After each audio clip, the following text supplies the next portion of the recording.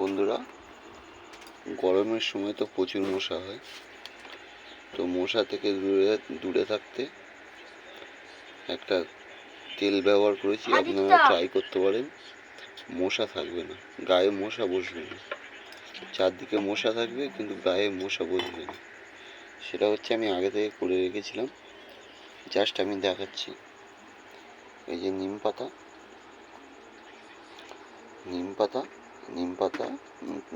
ছড়ে মানে এরকম একটা সসপ্যান নিয়ে সসপ্যানের মধ্যে রেখে একটু জল দিয়ে আর এক চামচ চা পাতা দিয়ে ভালো করে ফোটাবেন। ফোটানোর পরে যখন ফোটানো হয়ে গেছে, পুরো একদম কালার এসে যাবে।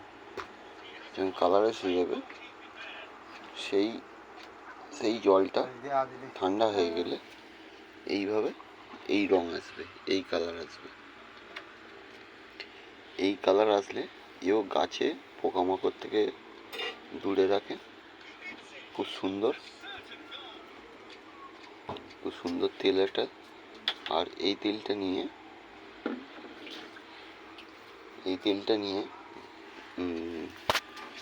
স্প্রে করলে, যেমন স্প্রে করে,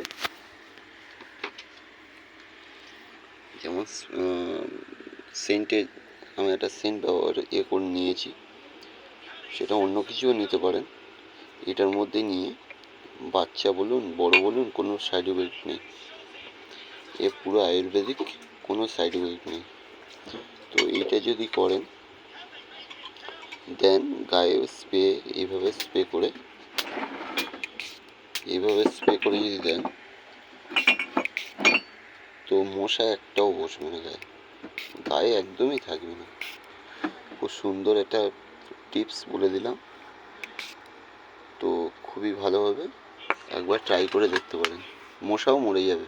কিছু মশা মরে যাচ্ছে। তো এটা ট্রাই করেছি আমি, ট্রাই করে তারপরেই বলছি আমি। দেখুন,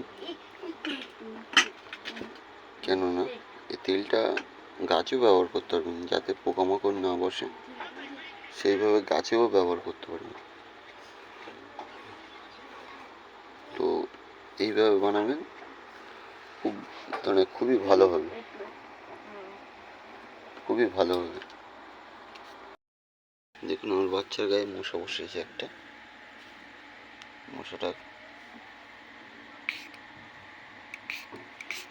পায়ে মশা বসবে না, আর বসলেও উড়ে যাবে, বসবেই না।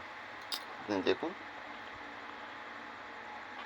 আর নেই মশা, আর ধারে বাড়ে নেই, ওর ধারে বাড়েই নেই। দেখুন এতগুলো মশা ঘুরছে, দেখুন এই পায়ে বসছে, দেখুন এই পায়ে বসেছে, কিন্তু দেখুন এই পায়ে বসেছে, কিন্তু এখানে আর বসছে না,